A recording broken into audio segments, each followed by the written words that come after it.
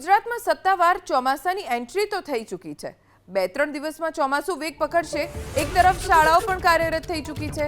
રાજ્યની સરકારી સ્કૂલો માટે સરકારે સેફટી ગાઈડલાઇન્સ જાહેર કરી છે, જેમાં શાળાઓમાં ચોમાસા દરમિયાન કે પૂર ભારે વરસાદની સ્થિતિમાં આચાર્ય શિક્ષકોને મુખ્ય મથક ન છોડવાના આદેશ કરાયા છે। ચોમાસા દરમિયાન સ્કૂલમાં કે બાળકો સાથે કોઈ પણ દુર્ઘટના ન બને તે માટે સ્કૂલ શિક્ષણ વિભાગે આગમચેતીના ભાગરૂપે परिपत्र करीने स्कूलों ने वरसाद पहला लटकता वायर सहितनु इलेक्ट्रिक काम तेमज दीवाल के छत में जरूर लागे त्यां समारकाम करवा सहितनु जरूरी काम पूरू करवा अने जरूर पड़े स्थानिक प्रशासननी मदद लेवा पण सूचना अपाई छे। स्कूलों ने आ उपरांत छत परना वॉटर स्पाउट साफ करवा, जूनू फर्निचर खसेड़वा, वधु पाणी भराती जग्याओ पर सफाई करवा तेमज एमसीबी कार्यरत राखवा आदेश करायो।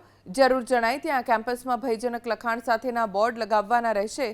अंडरग्राउंड पाणीना टांकाने लॉक मारीने बंद करवा सूचना आपी है। स्कूलों सरकारे चौमासा दरमियान आपत्ति व्यवस्थापन माटे स्कूल डिजास्टर मैनेजमेंट प्लाननो अमल करवा अने नोटिस बोर्ड पर स्थानिक तलाटी, डॉक्टर, तरवैया तथा फायर ब्रिगेड सेवा सहितना जरूरी नंबर्स अने एम्ब्युलन्सना नंबर्स लखवा पण ताकीद कराई है।